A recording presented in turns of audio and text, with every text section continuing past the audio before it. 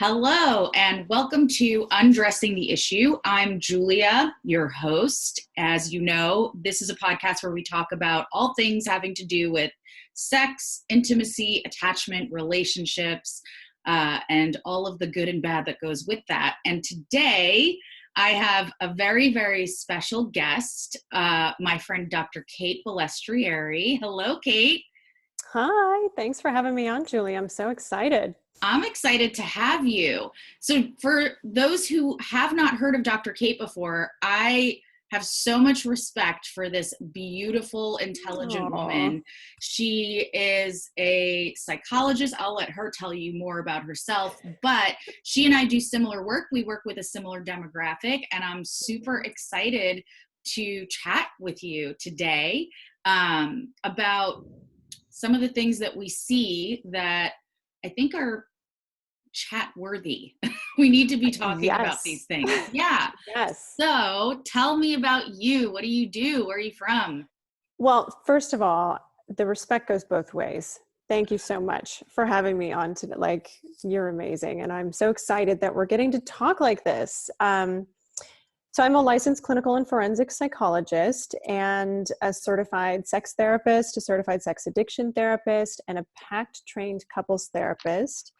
The founder of modernintimacy.com, which is both my practice, but also a platform where people can go to get all different kinds of multidisciplinary information about what it means to be in relationships in this modern era. So we've got lots of different blog content, one coming up from you soon, and video content and lots of other great resources for people. So I'm excited.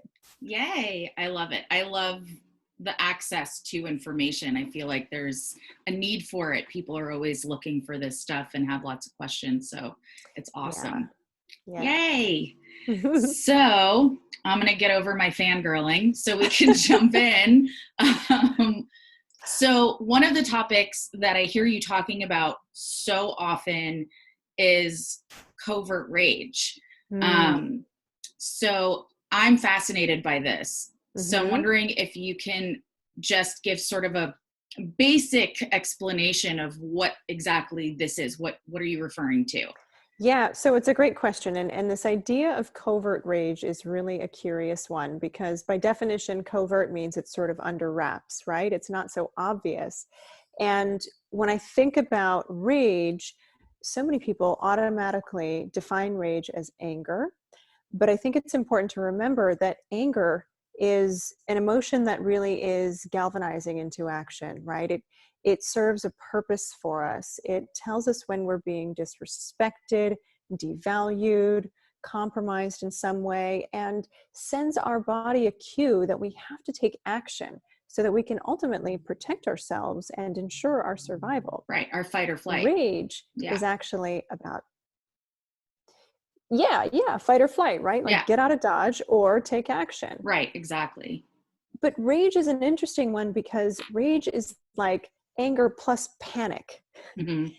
And this is something that I think a lot of people don't always understand because they'll say things like, I felt rageful, and they'll pin that with behaviors like punching a wall or throwing something across the room or physical aggression. And certainly it can be demonstrated in that way. But oftentimes the way that we are rageful comes out sideways in these really little insidious ways that over time can leave just as disastrous an impact as the big overt violent rage is. Right. I agree. I mean, I think it doesn't necessarily have to be the sort of thing where you walk away feeling fearful for your safety, for, that you're in harm's way. I think it can also be that sense of walking away with that just icky feeling, if that makes sense. Yeah. So we do, I think, oftentimes kind of associate rage as being violence or aggression. Yeah. So with this panic piece, or it being like big and just outward. So how do you think people express this in a more hidden way? What are the ways that maybe our listeners, everyday folks, have potentially experienced this and weren't even aware that this is what it was that they experienced. Yeah. Well, first, I think it might be, oh, your cat just jumped Pardon behind my you. pussy. Yeah, that's my cat. That's Agnes. She's intrusive. She likes to be involved. She likes the spotlight. She's my kind of girl. Yeah, exactly. Takes it from her mama. So, all right, let's kind of break down what rage is about, right? When we talk about it as being about panic, think about the kinds of emotions that come up that would evoke panic or anger. These are emotions like feeling powerless, feeling out of control, feeling shamed, and feeling, like you are not going to get what you need. So that sort of feeling of scarcity. And when we look at rage from that lens, which is a lens developed by Patrick Carnes, we really start to understand that rage is about getting back into a place of control. And so the rage can be expressed covertly in a lot of different ways. Pat Carnes labeled the term eroticized rage to discuss how people express their anger and their fear or panic, right, through sexualizing their thoughts or through sexualized behavior. And we'll come back to that in a second. Deborah Kaplan outlines the term monetized rage and talks about how people use money, either in their thoughts or in their actions, to exert control, to get shame outside of themselves, to really feel like they have enough or they are enough. And, I'm putting forth a term called commoditized rage, which talks about the ways in which we have basically commoditized other people to get our emotional needs met. And so we do that by objectifying people sexually or financially, but also through objectifying them in terms of, creating a purpose and a worthiness on who they are based on what they can do for us emotionally. So, does this person have any status or professional wiggle room that I can get in on? Because if I can, then that allows me to feel bigger and better within my own skin. So this commoditization of someone else's value is a way that we express worth altogether and rage. Yeah. It almost feels kind of transactional. It reminds me of the interaction, for example, between a prostitute and a John, right? It's, both people are having some type of need met and they're both sort of exploiting each other. But there's this mutual understanding. And so it feels justified. It feels okay. Shouldn't feel too bad about this. The other person knows what we're doing here and they're on board, their game. I know what we're doing here. I'm on board, I'm game. But it's still this like exploitive kind of dynamic. Well, what you're describing sounds a lot like a barter to me and not necessarily exploitative. And it is under the assumption that both people are consenting to what's happening and both people are coming from a position of being able to consent. And so when that happens, I don't know that I would consider that exploitation or anger. That kind of transactional quid pro quo could very well benefit both people and be okay. But what I'm talking about is sort of a rage that the other person isn't always in on. And so that's where there's a taking advantage of and, almost like a cannibalizing, if you will, of someone else's knowledge, their free will, their participation. So whether it's eroticized, monetized, or commoditized, when somebody is exacting their anger through the objectification of another person, what they're really saying is, you don't have a choice in what I'm doing here. And so it often shows up in that their partner, for example, may not know that they're having an affair. Right. Because if the partner knows and the partner's okay with it, well, then is it even an affair or is it an open relationship? Well, it's the latter. But if it's the sort of case where, let's say, it's not an affair, but a partner doesn't know that even though we have an exclusive relationship and we're committed and this does constitute infidelity, by this I mean going out and soliciting a prostitute, if somebody continues to do that and to solicit a prostitute for the sake of feeling desired or wanting to be in a sense of control, getting their way, would that still be a barter? It depends on if everybody involved is aware of it, Yeah. completely consents to it. I Right. think we often make an assumption that other people are aware of our motives when in fact they can't be, because they're Exactly. not privy to what's going on in our minds. Right. We can't expect people to be psychic. I feel like I say that all the time to so many of Yeah. my couples. Yeah. Yeah. I mean, what a great superpower if we could. I would love it, but that's just not the case.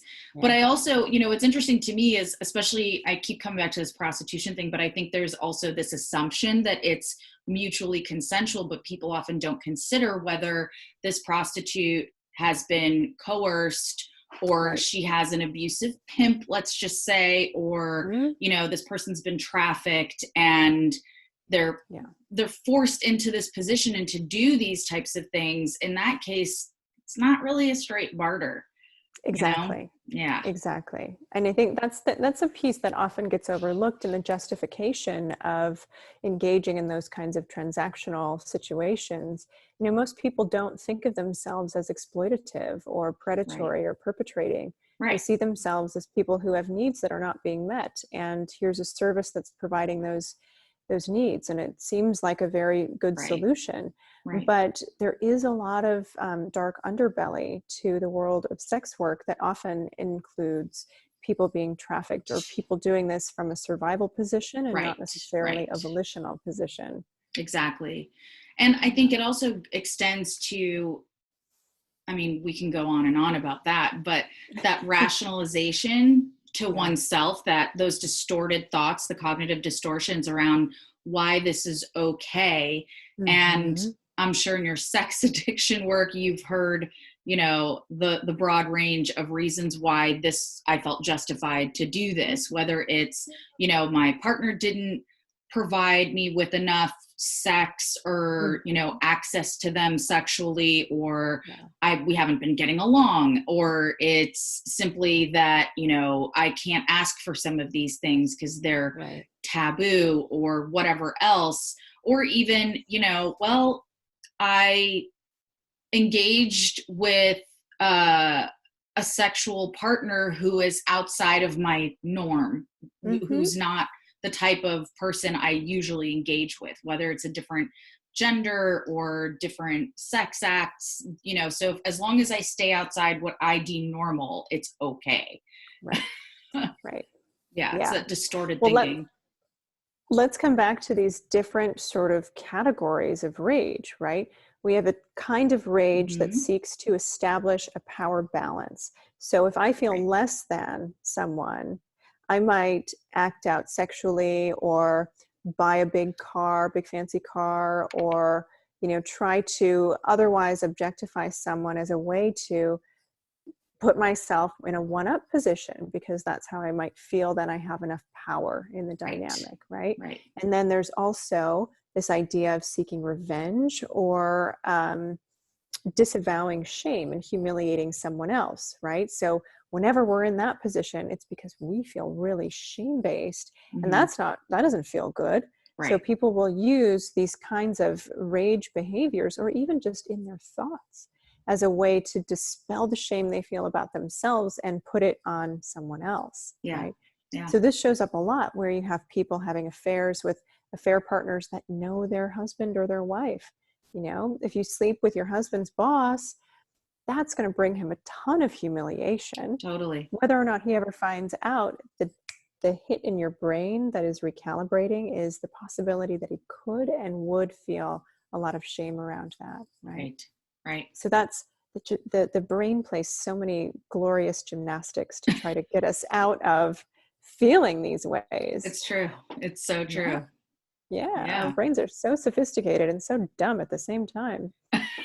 So then the next category is what you were alluding to, and like going outside your own value system or comfort system, and really sort of pushing the taboo, Right. right? This is like adding gasoline to anger, because when somebody is doing something like this, they often feel like they are out of control or don't have, a sense of autonomy. And so they Right. just sort of push the boundaries, and they're like, fuck you world, fuck you more norms, all of the things, I'm going to do me. And that gives them a sense of power. And they get to add in a little element of, if I got caught, Right. that would be really, scary or exciting, all of those things. And that creates more dopamine in the brain. So they think it's really fun. And then lastly, when we feel like we're not getting what's ours, right? When we're operating from this position of scarcity, it creates almost an obsession, and people want and they hoard things that allow them to feel full. Right. So we see this with people who act out with a lot of different partners, or are intriguing with a lot of different people, but telling everyone it's just you I'm talking to. Right. Yeah. Yeah. Which I think is so common these days with online dating, with the accessibility to multiple partners. And, it's almost normalized these days. Yeah. Yeah. Which is terrifying. Yeah. To me, at least. No, I'm so glad I'm not dating anymore in this world. It's brutal. Ditto. Yeah. This is why I hated dating. This is why I got a cat and learned how to knit. So that I wouldn't have to do this, because it's terrifying, because people do this. They kind of, take on these identities to be able to sort of reel someone in. Mm-hmm. And it's totally fake. It's not real. It's not genuine. It's not authentic. It's not honest. And unfortunately, it happens so frequently that there's even Instagram channels of, dating profiles and some of the bullshit that people post on there that's just clearly contradictory. It's so transparent that this person is not authentic, not honest, has, ulterior motives. And it's, there can be memes about this and we can crack jokes, but the reality is this is really unhealthy and it's disturbing. Yeah. I mean, catfishing is a very well-known iteration of this, right? Yeah. And there's a whole TV show about that. Yeah. Which, since we're in quarantine, is a good thing to binge right now, especially for all those single people out there dating. Sharpen your skills of perceiving what's going on out there. Yeah, totally. But it's interesting, as we have more and more technology and the advances with technology, it gives us the illusion of more connection. But because we have so many more options, people often get paralyzed in their ability to make a decision about who they should be with and why. And I think that paralysis is creating and perpetuated by a lot of FOMO. Mm-hmm. And so people have all these feelers out to ensure the fact they are lovable and okay and going to be okay, and that somebody will be available to love them and be with them. But they're afraid to put all their eggs in one basket, because what if it doesn't work out, and then I've cut ties with all these other people, and then I'll be alone. Oh no. And, yeah. but really in the unconscious mind, this is an existential tragedy, the idea of being alone. Yeah. And so we create all of these opportunities, and it has become a bit of a norm. It has. And I think part of this whole thing with technology is the anonymity that comes with it, where you can be anybody nowadays on the internet, on various, forms of media, social media, dating websites, whatever else.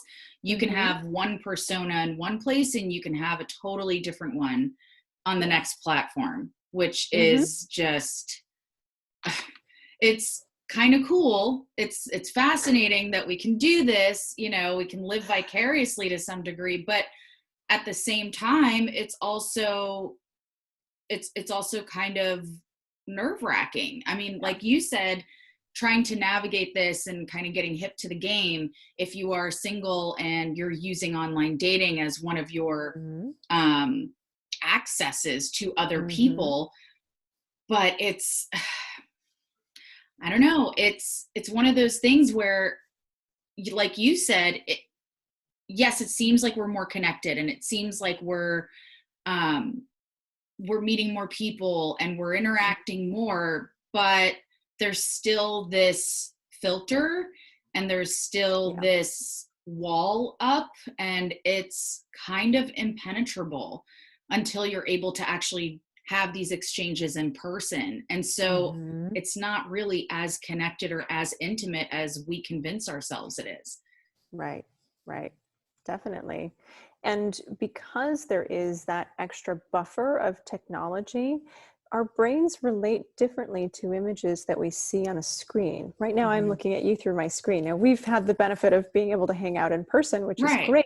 Yeah. But when our brain just sees something on a screen, it doesn't evoke the same kind of internal reaction that actually being present with someone in a room does. And that gives us just enough of a buffer to interact differently with someone via technology than we would in person. Right. So for example, so many women that I work with, and this happens in the reverse too. I'm not just calling out men here, but so many women that I work with will say things like, I was talking to this guy online, and when it started to just not really feel right, and I said, thanks, I'm going to pursue other things, he got really angry with me, or sent me a picture of his penis, or, left me a really nasty voicemail and called me all these kinds of names. And I don't understand why they do that. And I think that a big part of it is because there is this protection of anonymity and buffer, right? And they don't actually have to be present with you to see your reaction. And the same person, if they walked up to you at the grocery store and said, hey, can I take you out for a date? And you were like, thanks, but I'm in a relationship. They wouldn't call you a slut, a whore, a bitch, a blah, blah, blah, blah, blah to your face. Most likely. They would just say, oh, okay. Right. And they would go. But, people feel like they have so many more opportunities to just react, and they don't have to sit with any of the reactions that they would have to sit with in person. So it gives them a sense of carte blanche. I agree. I also think that given that buffer, there's less of an attachment formed. There isn't that same level of connection as actually seeing somebody in person and spending the same amount of time communicating and interacting with them. As I'm sure you've heard from your clients, potentially even your own experiences with online dating, there's this period of texting and messaging and this back and forth that happens before meeting up, if there actually ever is an in-person meetup. And it always makes me think, if two people were to spend the equivalent of the amount of time you just spent texting and reading texts and waiting for texts and hoping for texts, if you spent that same amount of time in person with this other human being, would you be more likely to want to give them a second date or get to know them, versus when you don't have that and you have this sort of distance because of that lack of that attachment and empathy for that person? Does that kind of create more space or opportunity or even a sense of comfort with exerting rage onto that person without the guilt, without the remorse, without all of the stuff that comes after? Yeah. I think it does. I mean, even just to sort of sidestep for a second, if you think about our relationship to characters we see on TV or to celebrities that we see on TV, oftentimes there's a very subtle depersonalization that happens because there's someone we see over there.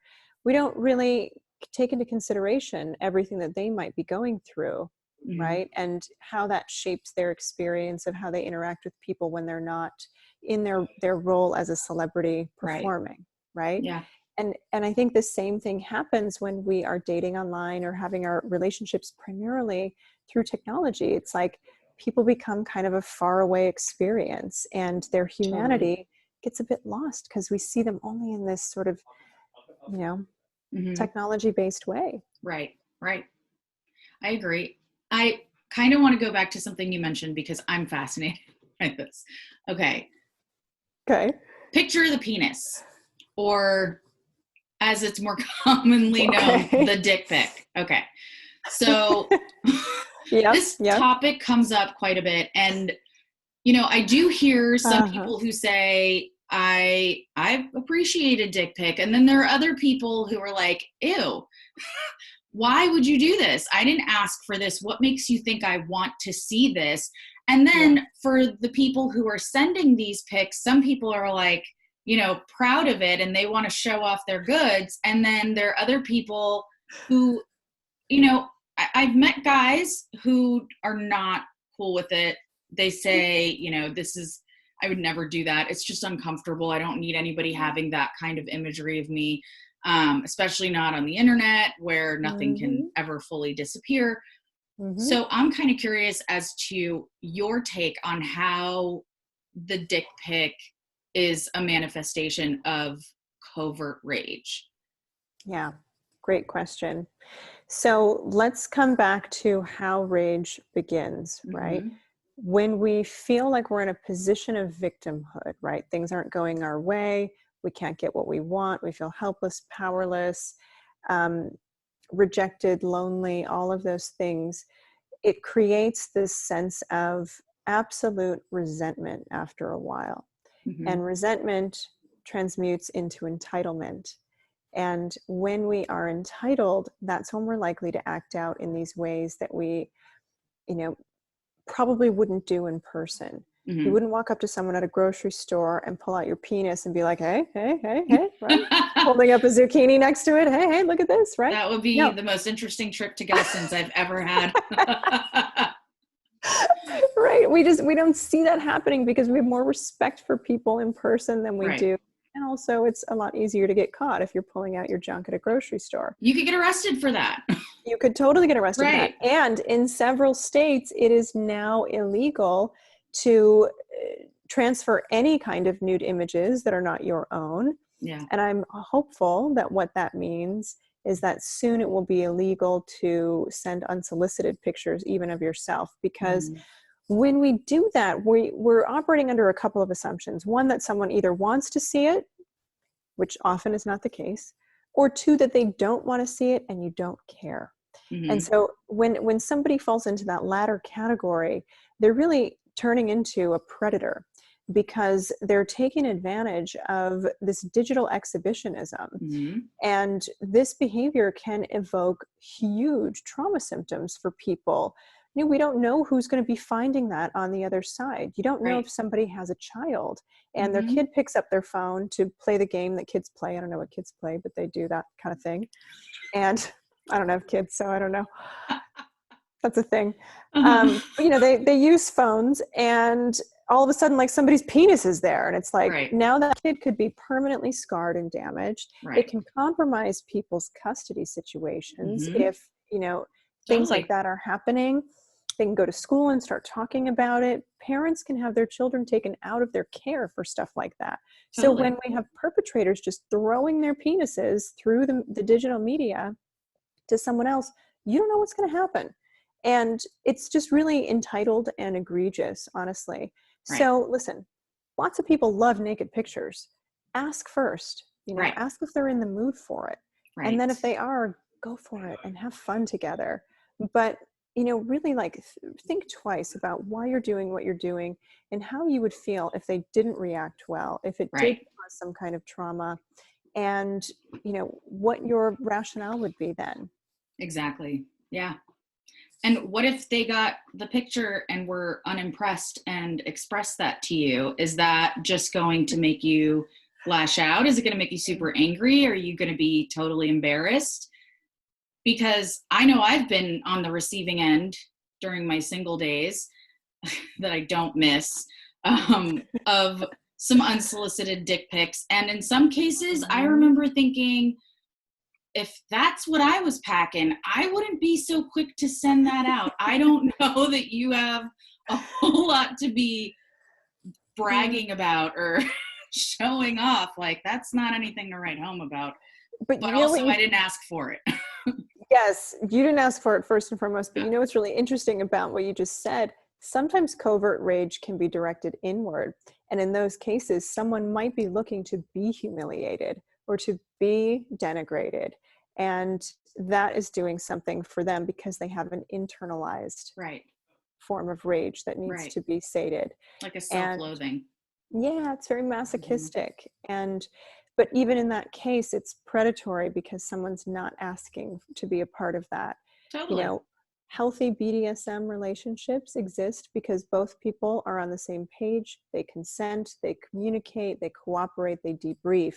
Exactly. When we're sending these pictures, that's not consent. It's not collaborative. It's not at all. And I think, you're touching on something that's a hugely misunderstood activity and even subculture. A lot of people assume that BDSM is somehow, some type of like rape reenactment or whatever else, when what I think a lot of people don't understand is that BDSM and that type of play actually involves a tremendous amount of communication and boundaries and establishing safety, even though, when you see it in all different types of pornography or in anywhere Poorly else, made movies. Right? Like 50 Shades of Grey. There isn't really a negotiation. There isn't really that request for consent. And so I think it's been kind of given a bad rap because of that. Whereas for those who are familiar with how it works, that's not the case at all. It's not, this, it's not this like fearful, lack of control, powerlessness. There's actually quite a bit of negotiation there. Yeah. So I'm glad you mentioned that. I get that question all the time. Yes. Well, have you personally ever experienced anything that is along the lines of covert rage or commoditized rage in your lifetime? I'm sure you have. I feel like everyone has. Hashtag me too.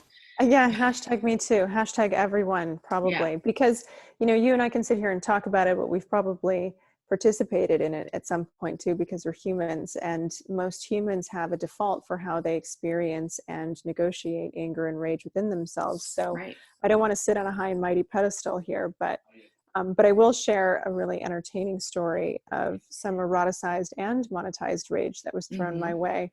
A couple summers ago, I was at a local wine bar, and a gentleman walked in who I had bumped into at the grocery store earlier that day, and he wanted to take me out for dinner. I wasn't interested.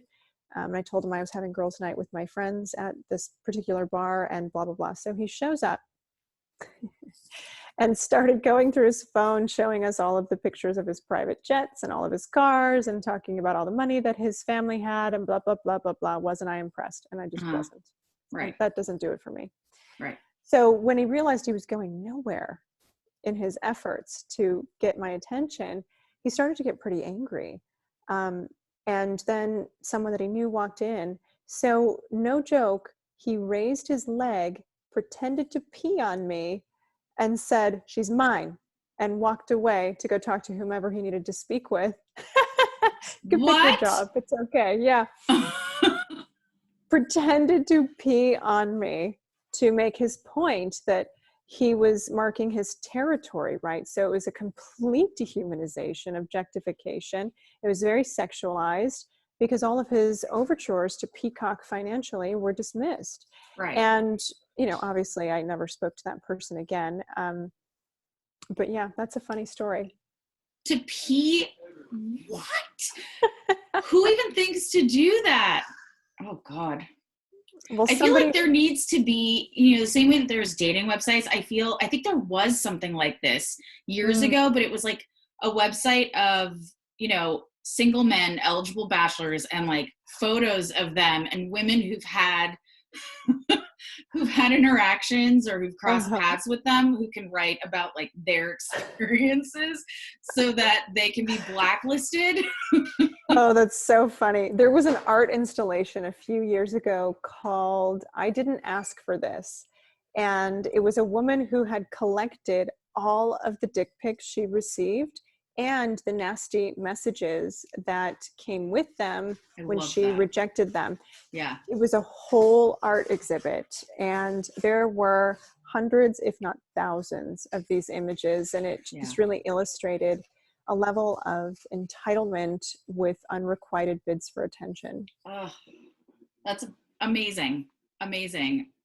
I love that somebody actually did that, because I'm sure there are plenty of women out there, probably men too, who have a collection of their own, who could probably put out their own exhibit. Yes. Well, for those who may encounter this, I mean, my thinking as a therapist is for them to not take it personally, to not internalize it, and to remember that this is what they're seeing is where that other person is in their own, you know, evolution, their growth, who they are, you know, all of that kind of stuff. But is there anything else you think people should know who are on the receiving end of that? Yeah, I mean, I think it's really important to take care of yourself in those moments, whether you open it and think it's funny or ridiculous, or it has a more negative and pernicious impact on you. Just honor whatever that reaction is. And if it does evoke a new or a history of old traumas around sexual harassment or, you know, sexual exploitation, reach out to a therapist who is trained to help people understand sexual trauma so you can process that and move through it. You know, talk to your friends that you trust, and above all, know that it's not your fault. No matter what, you did not ask for an unsolicited nude, you didn't ask for your pictures to be leaked, and you don't ask to be the recipient of someone's rage. Every single human is responsible for their own behavior, and that's the end of that. Preach. Amen. I love it. Yes. Couldn't have said it better. Love it. Love it. So I know that you're a busy lady and you have to run to take care of your very, very lucky clients slash patients. I don't know what we call them nowadays, but the people we help. Yes. So I just want to say I'm so, so grateful that you have volunteered to come and chat with me and be a guest. It's been awesome talking to you. I could do this all day, but I know I can't. I can't keep you. We don't all have that kind of time right now, despite being in quarantine. I know. Well, thank you so much, Julia. This was awesome, as always, talking with you. So let's do it again soon. And yes. I hope you have a great weekend. Thanks. You too. And for those of you listening, as always, you guys can go to undressingtheissue.com. There's links to social media, leave feedback, comments, questions, and I will catch you guys next time.